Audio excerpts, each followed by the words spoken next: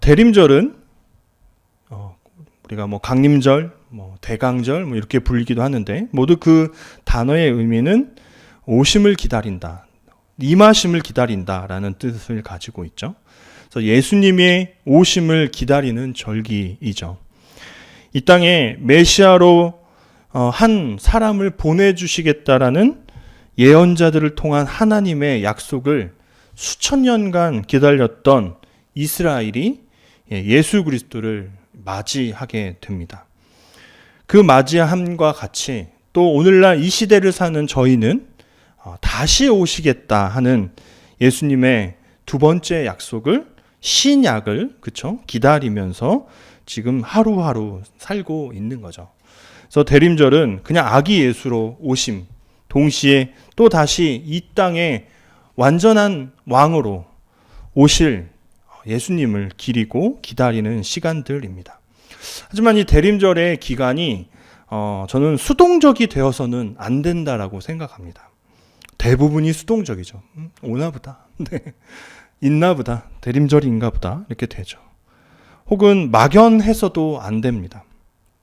그리고 또는 다른 측면을 저는 기다려서도 안 된다고 생각합니다. 진짜 본질인 그리스도를 기다리고 그리스도로부터 받을 은혜를 사모해야 되는데 그날 뭐 할까? 성탄절날 어디 가지? 빕스는 갈 수 있을까? 이런 생각들을 하면서 제밥에 관심이 있는 듯 사는 것은 또 이 대림절을 또 성탄절을 보내는 우리의 자세에 어긋난다고 저는 생각을 합니다. 제가 이 기다림에 대해서 좀 생각을 하다 보니까 이런 결론에 다다르게 됐습니다. 기다린다고 해서 다 똑같은 기다림이 아니구나 하는 생각을 했습니다. 그래서 기다림이라는 단어를 자꾸 묵상을 하는데 어느 한 시점에 저의 그 인생이 생각이 났습니다. 사실 인생이라고 하기엔 너무 거창한데 제가 5살, 6살 때입니다. 그 당시에 어머니와 아버지는 석간동이라는 곳, 그러니까 지금 석계역 근처인 것 같아요. 인제 찾아봤습니다. 석간동에서 살았었는데, 그래서 그 식당을 시작하셨습니다. 제가 5살쯤에. 저는 이제 할머니와 할아버지 그리고 여러 고모님들과 함께 홍제동이라는 곳에서 살았죠. 아마 처음에 식당을 시작하실 때니까 저와 제 동생을 할머님께 댁에 맡겨 놓았던 것 같습니다. 기억에. 사실 저는 5살, 6살 때의 기억이 많지 않습니다. 기억난다라는 것은 그냥 제가 저의 사진첩을 이렇게 보았을 때 사진첩에 이런 모습들이 있으니까 내가 이렇게 자라왔구나 하는 생각을 가지고 그것이 나의 기억이다라고 이렇게 섞어서 생각을 하는 거죠. 사진이 없는데도 사실 제 머릿속에서 뚜렷하게 기억나는 일들이 그렇게 많지는 않습니다. 그런데 사진첩과 상관없이 누가 저에게 들려주었기 때문에 그런 것이 아니라 제 머릿속에 아주 또렷하게 기억이 나는 한 장면이 있습니다.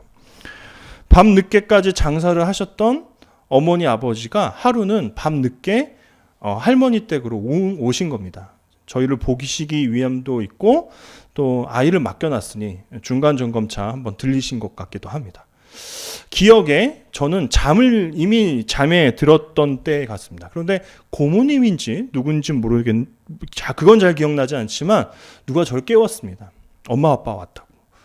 그래서 벌떡 일어나서 눈을 비비며 제가 자고 있던 방문을 나섰습니다. 그리고 한 3m 정도의 거리에 저희 그 할머니와 할아버지가 지내시는 안방이 있었는데 그 안방에 그 밤늦게 불이 켜져 있는 그 장면이 지금도 생각이 납니다.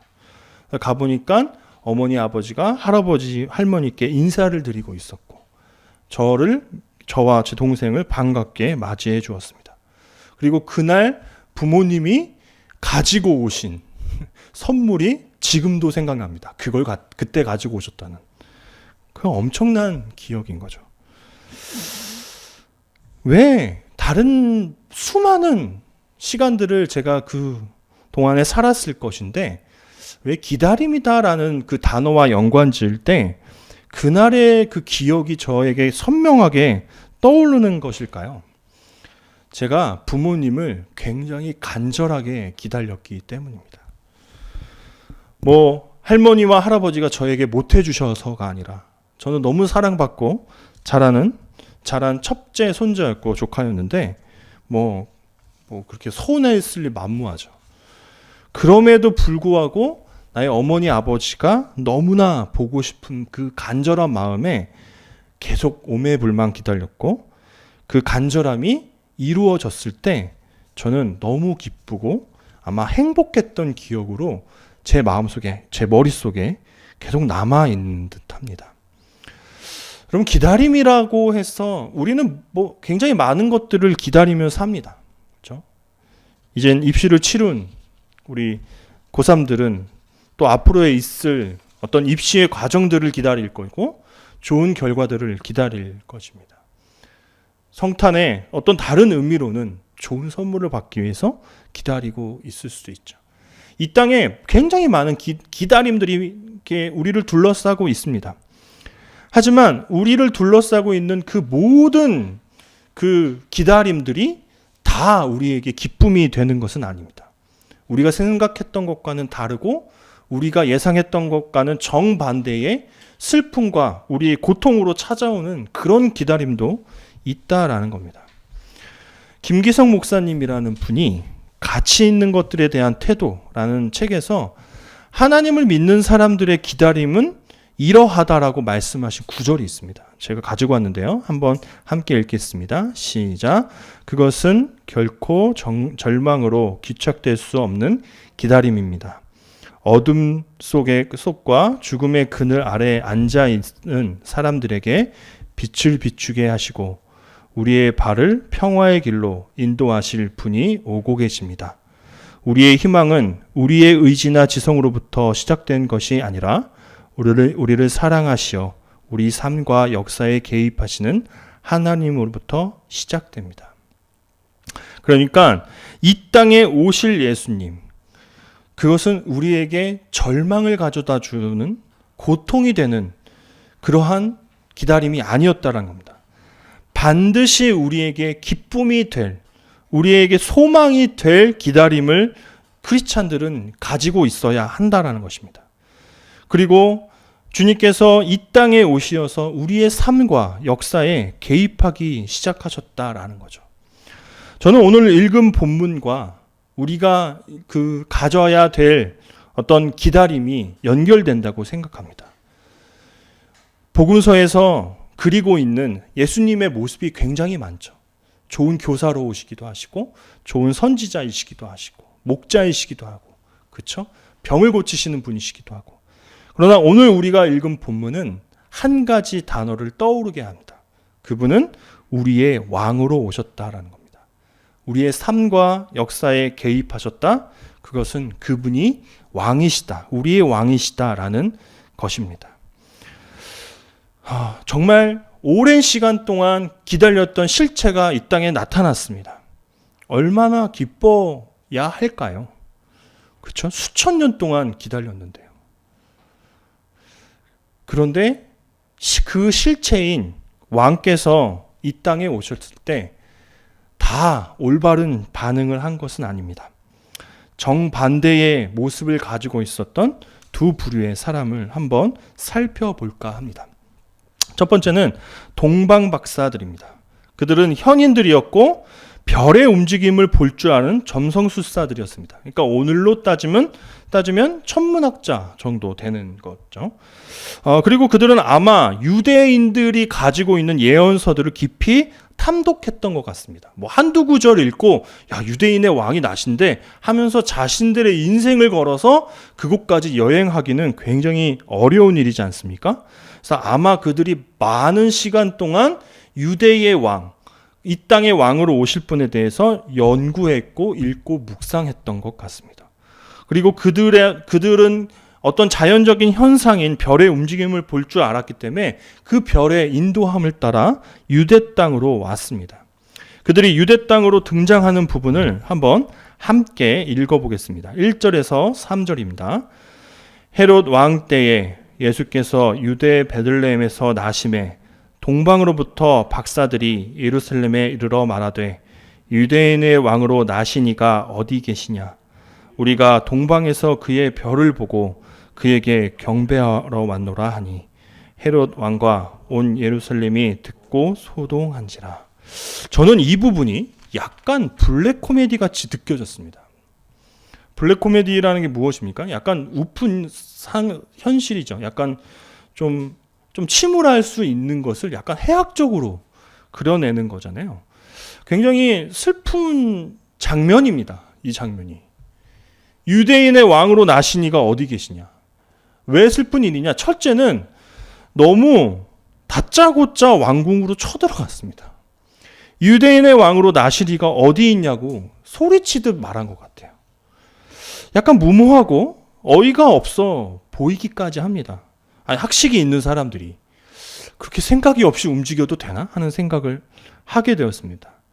왜냐하면 그들은 아주 먼 길을 여행을 오는 거잖아요. 저희가 하물며 요 근처에 있는 중국이나 일본 같은 나라를 가더라도 그 나라가 어떠한 배경을 갖고 있고 어떤 화폐를 쓰고 어디가 맛집이고 어디가 유명 관광지가 있는지 이런 것쯤은 조사하고 오잖아요. 근데 유대 땅에 그리고 그 당시에 그곳을 다스리는 왕이 헤롯이라는 사실을 그들이 몰랐을까요? 아마 알았을 겁니다. 그렇죠? 그리고 헤롯에 대한 소문이 분명히 그들에게까지 미쳤을 겁니다. 헤롯은 굉장히 난폭한 왕이다. 그런데 다짜고짜 그 당시에 통치자가 있는데 그곳으로 가서 유대인의 왕이 어디에 계십니까? 하고 소리친다는 것은 이건 싸우자는 거죠. 죽자는 것일 수도 있습니다. 그러니까 아니나 다를까 그 당시에 그 예루살렘이 소동했다고, 소요를 일으켰다고 하고 있지 않습니까? 왜 이렇게 했을까? 가만히 생각해 보던 어느 시점쯤에 제 마음이 바뀌었습니다. 동방 박사들이 무모한 것이 아니라 사실은 굉장히 단순하고 순수하게 생각했다는 생각이 들었습니다. 왜일까요? 왕이 어디 계시겠습니까? 왕이시니까 왕궁에 있어야 된다라고 생각을 하는 겁니다. 아니, 적어도 아마 그들은 이렇게 생각을 했을 것입니다. 여러분, 아무리 그들이 별을 볼 줄 아는 사람들이라고 한들 별이 말해 주겠습니까? 여기에 몇 번지에 태어나셨습니다. 이렇게 하지 않으시겠죠? 그리고 본문을 보니까 별이 오다가 그 별의 흐름이 유대 땅을 들어섰을 즈음에 잘 안 보였던 것 같습니다. 그리고 다시 길을 나서고자 했을 때 다시 보였다라고 성경 본문이 이야기되죠. 그러니까 그들은 그렇게 생각한 거예요. 저 별의 움직임을 따라서 가다 보면 유대 땅에 들어가면 어떤 현상들이 벌어질 거라고 생각을 했을까요? 왕이 오셨잖아요. 수천 년간 기다렸던 그들의 메시아가 오셨잖아요. 기뻐하지 않겠습니까? 축제 분위기지 않겠습니까? 아, 지금 여기는 누가 봐도 축제 분위기구나. 뭔진 몰라도. 네. 얼마 전에 좀 코로나가 잠잠했을 때 너무 집안에만 있던 저희 아이가 너무 안쓰러워서 한번 어디 놀이동산을 잠깐 데려갔습니다. 가서 알았습니다. 할로윈 데이가 온다라는 것을. 온통 마녀 분장을 하고 무슨 피 뭐야 깜짝 좀비 분장. 누가 봐도 알겠더라고요. 저는 가기 전까지는 몰랐는데 갔더니 지금 곧 할로윈 데이가 오는구나 라는 생각을 안 할 수가 없습니다. 온통 호박들 걸려 있고요. 야, 잘못 왔다. 이런 생각. 할로윈 데이 별로 안 좋아하는데. 그죠? 분명히 알 거예요. 왕이 나셨으니까요. 그들이 기다리는 왕이 이렇게 전혀 상관이 없는 유대인도 아닌 이 사람 동방 박사들도 그 분을 경배하러 왔는데 예루살렘 땅에 들어서니까 잠잠한 겁니다. 아무런 분위기도 아닌 겁니다. 그러니까 아무리 사람들에게 물어봐도 관심도 없고 별로 기뻐하는 것도 아니고 기대하는 것 같지도 않은 겁니다. 그러니 답답한 마음에 단순한 생각을 한 거죠. 왕이 나셨다니까 왕궁으로 가보자. 그러니까 이 장면이 블랙 코미디처럼 느껴지는 것은 동방 박사들이 경솔하고 무모하게 행동했던 것 때문이 아니라 그 당시에 왕이 오셨는데 왕을 맞이하는 분위기가 전혀 아닌 예루살렘 땅, 이스라엘 땅이 블랙 코미디인 겁니다. 간혹 세상 사람들이 크리스찬들을 향해서 아주 뼈가 저리는 말들을 할 때가 있습니다. 그럼 우리는 그들의 말을 들어야 됩니다. 왜냐하면 때로는 그들이 더 단순하고 굉장히 정확하게 하나님에 대해서 그리고 신자들이 어떤 모습을 가져야 되는지에 대해서 알고 우리에게 전달해 줄 때가 있는 겁니다. 더 정확하잖아요. 그 당시에 많은 사람들은 느끼고 깨닫지 못했는데 동방 박사들이 더 기뻐하고 감격에 차서 그 땅을 방문했지 않습니까?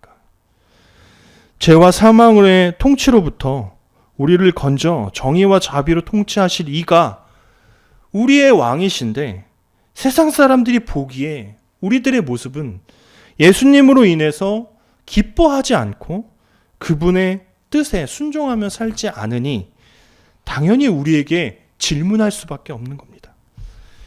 너희의 왕이 나셨다는데, 유대인의 왕으로 나신 이가 있다는데, 나신 게 분명한데 도대체 어디 계시냐고 우리에게 말씀해주고 있는 겁니다. 왕의 오심 앞에 또 다른 반응을 하는 한 사람이 있습니다. 그것은 헤롯입니다. 헤롯은 사실 정통 유대인이 아닙니다. 그는 민족적으로 보면은 아랍 사람입니다. 그의 아버지는 이두메라고 불리는 이스라엘 남부에 있는 한 아랍 부족의 출신이었고 또 그의 어머니는 페트라라는 곳의 출신이랍니다. 페트라는 1세기에 아라비아 북쪽에 있는 이곳에 바울도 회심하고 갔다고 전해지고 있는데 나바테아 왕국의 수도였습니다. 그러니까 완전히 뼛속까지 전혀 유대인이 아닌 사람이죠. 근데 그 사람이 유대인의 신분을 받았습니다. 어떻게 받았냐? 기원전 135년경에 유대의 통치자였던 히르카누스라는 사람이 이두메를 정복하고요. 그 이두메인들에게 유대교를 믿을 것을 강요합니다. 이에 따르지 않으면 너희들을 죽이겠다고.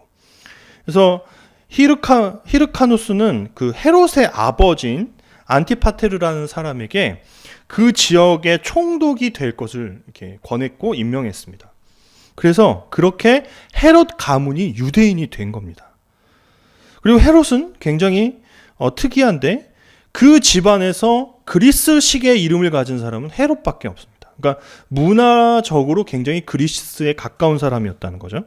그리고 정치적인 측면에서 그는 굉장히 로마인스러웠습니다.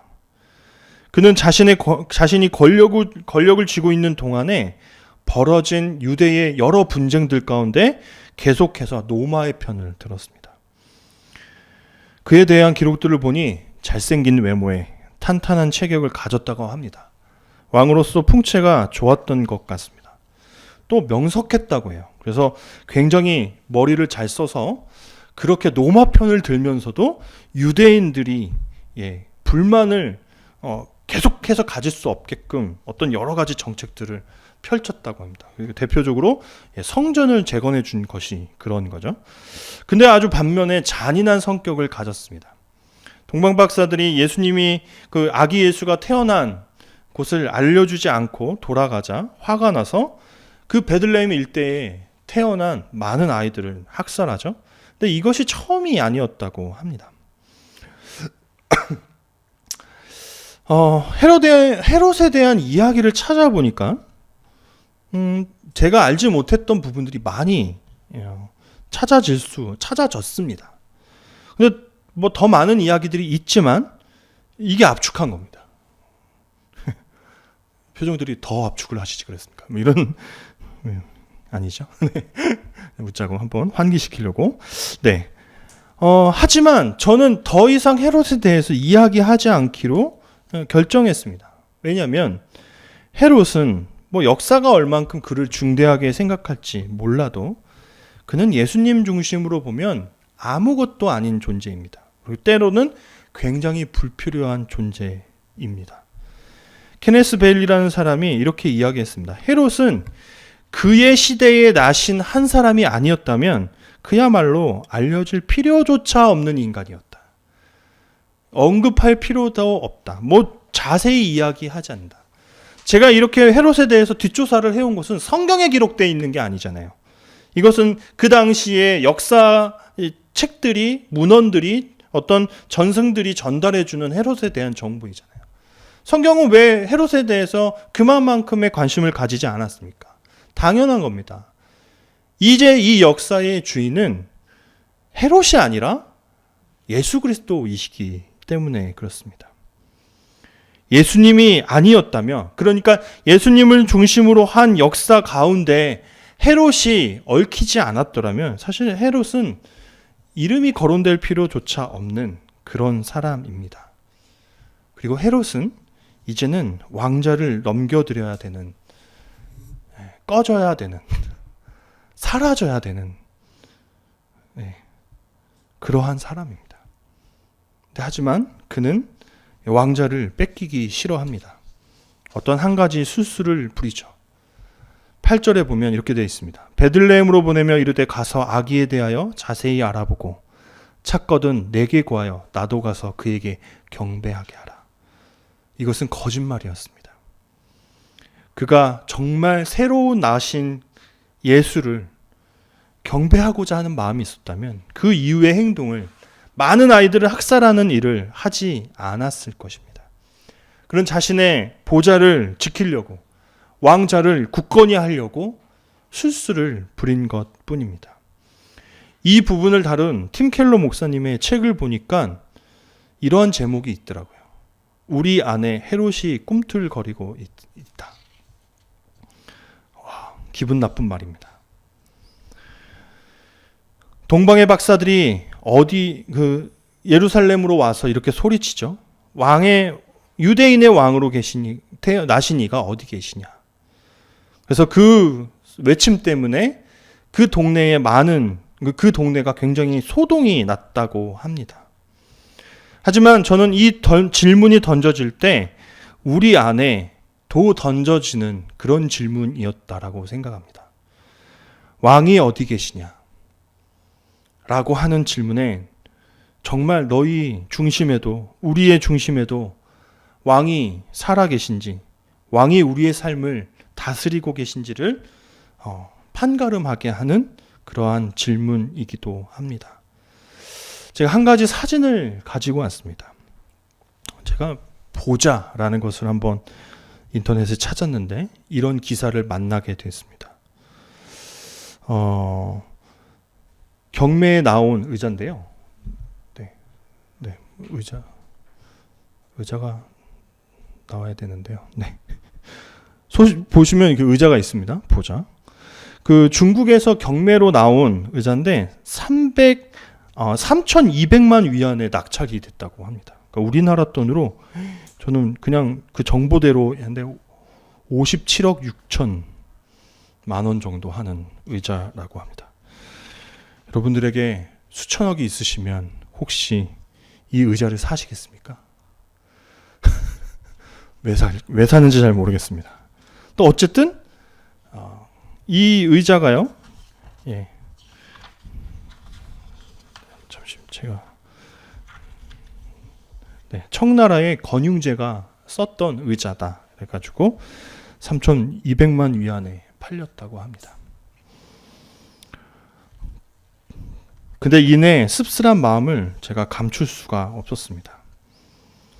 저런 보자가를 뭐하러 사겠는가라는 생각을 하면서 우리 중심에, 제 자신의 중심에 있는 굳건한 보자, 없애고 싶지 않은 보자가 자리 잡고 있다는 생각이 들었기 때문입니다. 왕이신 예수께서 우리 곁에 계시고 날마다 우리의 삶에 왕으로 오시는데 사실 우리는 그분의 통치를 받고 싶지 않아서 말로는 고백하지만 우리의 실제적인 삶으로는 살아낼 수가 없어서 삶과 신앙을 분리하고 교회에서의 모습과 우리의 일상에서의 모습을 다르게 하고 있는 것은 아닌지 하는 생각이 들었습니다. 여러분, 예수님께서 오셨습니다. 그리고 우리는 그 예수님을 오늘도 기다리고 있습니다. 예수님께서 왜 오셨습니까? 우리가 예수님을 기다리는 것은 어떤 의미를 가지고 있습니까? 예수님은 우리의 보좌를 뺏으러 오셨습니다. 아니, 다시 말해야 되겠죠? 원래 예수님의 보좌이셨던 그 자리를 찾으러 오신 것입니다. 예수께서 탄생하신 것을 기념하여 베들레헴에 예수 탄생 기념교회라는 교회가 세워졌습니다. 그런데 이 교회의 입구를 보시면 이게 정문입니다. 근데 이 정문은 이름이 겸손의 물인데요. 성인 남자는 무조건 이렇게 숙여야지만 들어갈 수 있는 아주 낮은 문이라고 합니다.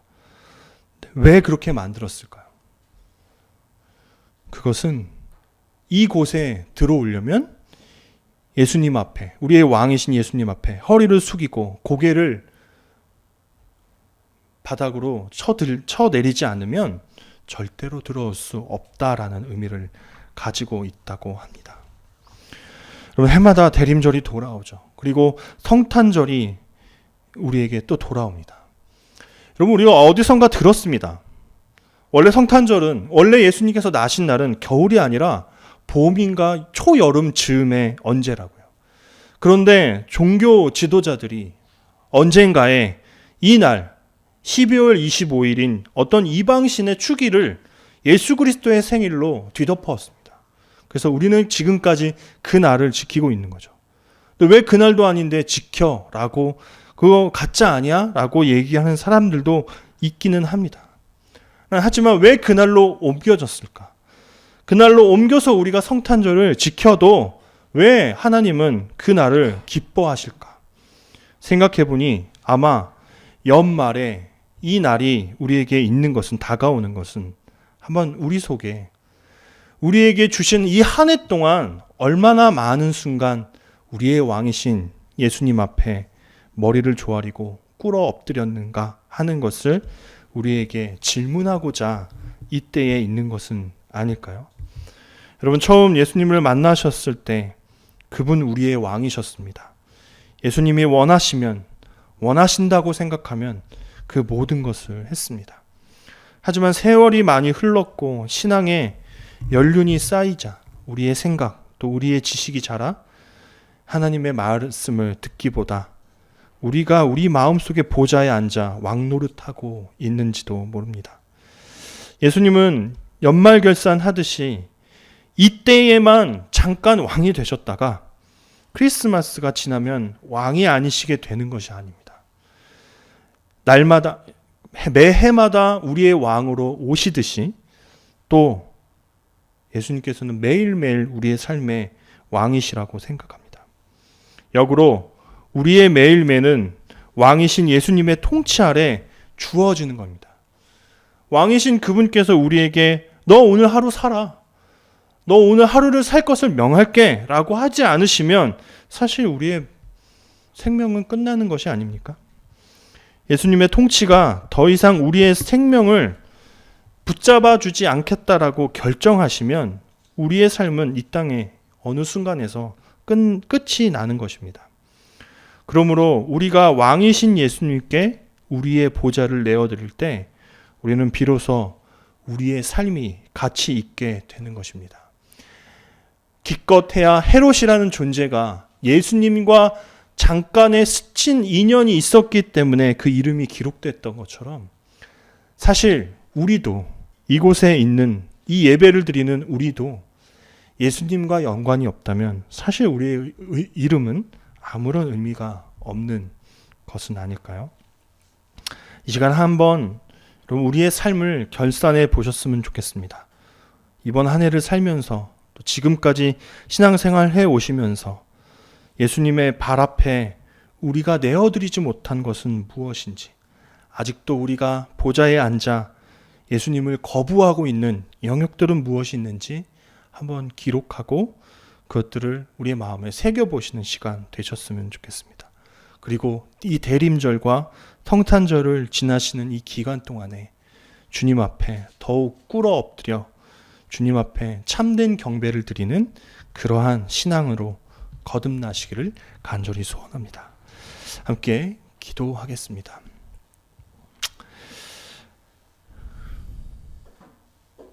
우리는 기다렸습니다.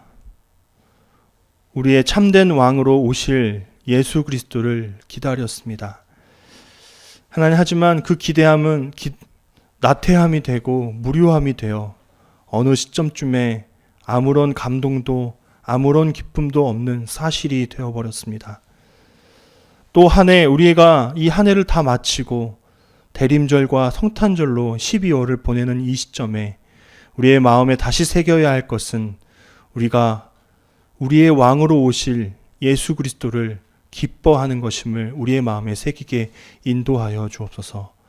우리가 이 땅을 살아갈 동안에 얼마나 많은 순간 우리의 삶의 왕인지 다시 한번 우리의 삶을 되짚어보게 인도하여 주옵시고, 우리가 참된 왕을 왕으로 모시지 못해 세상 사람들이 우리를 통해 예수 그리스도를 보지 못하는 것은 아닌지 다시 한번 회개하는 시간들 될 수 있도록 인도하여 주옵소서.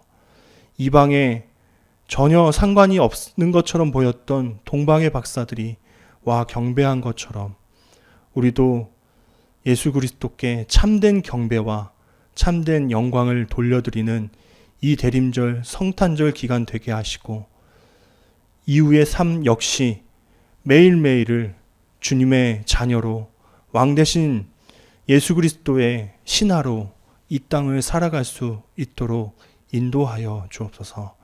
이 모든 말씀 예수님의 이름으로 기도합니다. 아멘.